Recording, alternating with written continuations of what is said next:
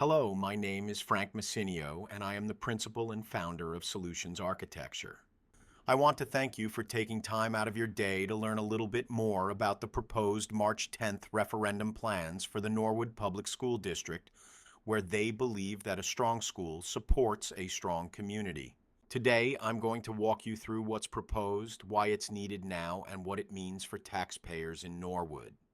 Our aim is clarity, transparency, and specifics. Our team was engaged by Norwood to collaborate with the Board of Education and Administration to identify and prioritize improvements, focusing on projects that keep the school safe, functional, and student-centered. The plan aligns with expiring debt to target a net neutral impact. 3 pillars guide this plan: enhanced learning environments, student and staff safety, and keeping operations up to date.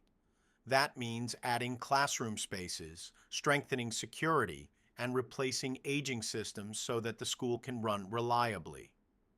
The district will request funding for a facility renovation program that includes roof replacements, toilet room upgrades, security improvements, and a 2-classroom modular addition through a referendum vote to be decided by voters on March 10, 2026.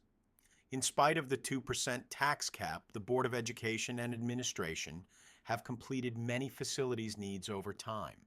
But with building sections dating back the 50s and 60s, building systems are at the end of their useful life. More needs to be done, and a referendum allows the district to tackle high-value work with state aid for eligible projects. It should be noted that projects completed out of capital reserve are not eligible for aid.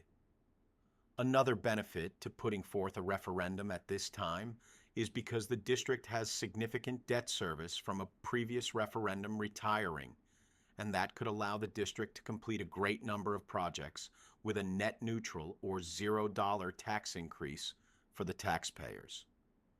If voters approve the proposed projects, we would effectively replace those payments, allowing us to invest without increasing the current tax impact for the community. Taxes will not go up. Financing over time means today's and future families share costs while classrooms are added and support spaces remain safe and effective. State aid has just been approved by the Department of Education for all eligible referendum projects.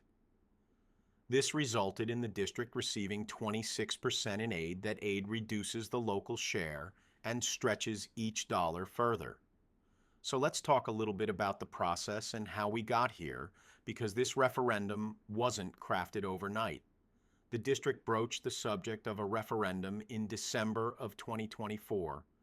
During the winter of 2025, we conducted a facilities audit, meetings, and site walkthroughs.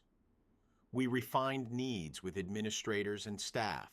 We supported community engagement with surveys. We balanced scope so that the tax impact would remain net neutral or zero. Here you can see the overall timeline that has brought us to where we are today.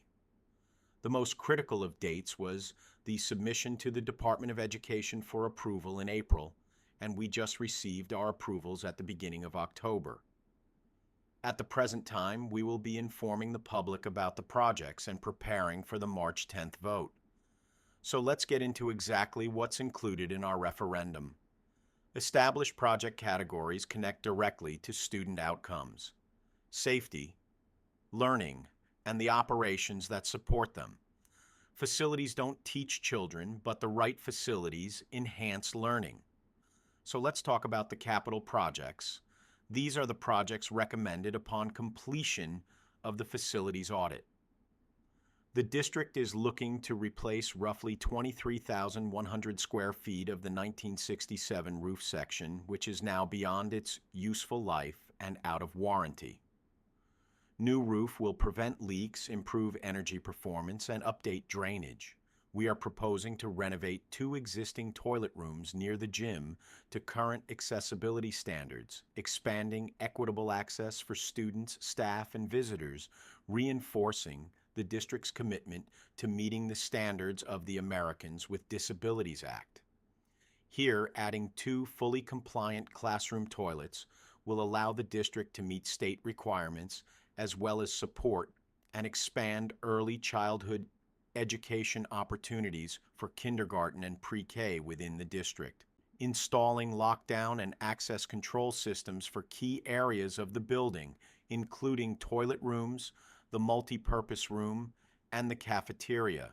Security scope will allow the district to enhance the overall safety and emergency preparedness of the school facility. To support site safety and improve traffic flows and efficiency with arrival and dismissal procedures, the district is proposing a parent drop of / pickup lane on Tappan Road. This will formalize the current manner in which parents are dropping of their children, provides a greater measure of safety than the current process. The chart below summarizes the costs and approved debt service aid received for the capital projects included in the referendum. Of the $3,002,000 in capital costs, the district received approximately 30.34% or $910,870 in state aid, which results in a district share of $2,091,130. Now let's review the educational projects. We'll start with the 2-classroom addition. By constructing a new 2-classroom modular addition and renovating an existing classroom, the district is afforded the ability to create 4 additional learning spaces, 2 general classrooms, and 2 small group instruction spaces that will meet the needs of our growing student population. 1 classroom next to the addition will be eliminated to create a corridor and 2 small group instruction classrooms. To replace that general classroom, we will combine 2 existing small group rooms, 10 and 12, into 1 regular-sized classroom. The resulting room will be used for multiplied disabled students. It should be noted that the modular addition will have an upgraded appearance, and as you can see from the photos, there are a variety of upgrades that can be entertained to make it look more aesthetically pleasing. The chart below summarizes the costs and approved debt service aid received for the 2 classroom modular and interior renovations projects included in the referendum. Of the $3,105,478 in educational costs, the district received $658,239 in aid, which results in a district share of $2,247,239. Current DSA approved equates to 25.7% for eligible work. Now we'll look at the project as a whole, with the educational and capital projects together.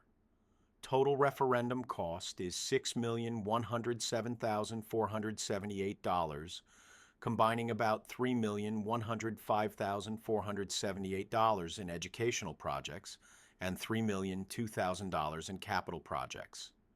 The pie chart below shows just how the project costs are allocated. The largest component includes roof replacements for roughly $2 million. Next, we have interior renovations at $1.4 million, followed by the 2 classroom modular addition for $1.34 million. The ADA toilet room work is $755,000. The site work for the drop-off is $318,000, and there's about $100,000 for lockdown and access controls. The total project is just over $6.1 million, and it must be noted that your taxes will not go up. They will actually be reduced. Project and debt service aid approvals have been received from DOE.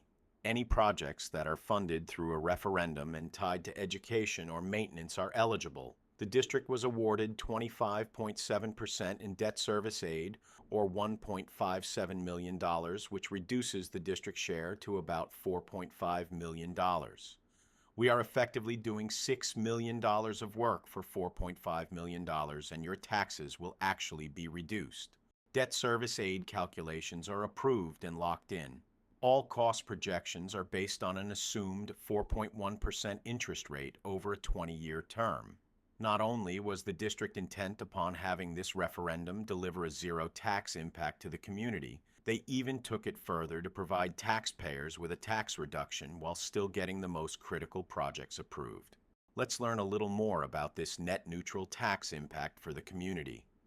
This slide details the estimated tax impact for the average assessed home in Norwood. for the total project cost of $6,107,478 less about $1,569,109 in state aid leaves about $4,539,368 taxable local share.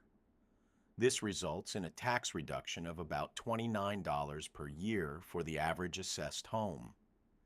Again, your taxes will not go up, they will actually be reduced. The current tax impact from the 2006 bond referendum results in about $171 on the average assessed home. The tax impact of the current bond referendum is expected at $142 per year on the average assessed home. With the retirement of the 2006 bonds, the old debt service would be replaced by the new at roughly $29 less, based upon the assumed interest rates and bond sale expectations. For residents in the NJ Senior Tax Freeze program under current rules, participation means your tax level remains unaffected by this bond proposal, whether it passes or fails.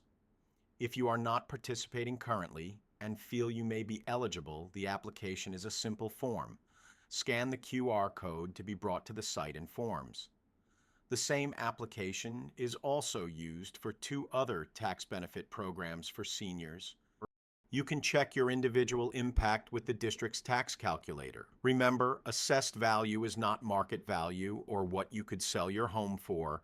It is the value that your taxes are based on. Once bonds are sold, the referendum component is locked to your assessed value at that time. If voters approve, Norwood would receive approximately $6,107,356 in projects, less about $1,475,479 in pending state aid, for an estimated local share near $4,631,876. If the proposal does not pass, larger work would rely on local funds without state aid. Let's talk about some frequently asked questions and fax number. The district cannot spend more than the amount approved by voters. The budget includes contingencies to address unforeseen conditions within that cap. There have been significant increases in the construction industry due to material cost increases, shipping increases, material shortages, and expanded schedules. If projects come in over budget, we will need to adjust and still need to work within the original budget numbers. The designs shown are conceptual only, and if and when the referendum passes, numerous design meetings will be held to come up with the actual designs needed for the spaces. We phase work for safety and minimal disruption. We schedule intrusive work during summers and breaks, and maintain strict separation of students from construction. The board has funded annual repairs from capital and maintenance reserves since 2006. The 2% cap limits the amount of annual work possible, and a referendum captures significant state aid which allows for larger district-wide improvements. If approved, early work could begin summer 2026, with larger items scheduled for late 2026 and summers 2027 to 2028. We would sequence the bids to align with the academic calendar and, most importantly, favorable bid windows. For updates and information, please scan the QR code or visit the district's referendum webpage. On behalf of Solutions Architecture and the Norwood Public School District, thank you for your time and partnership.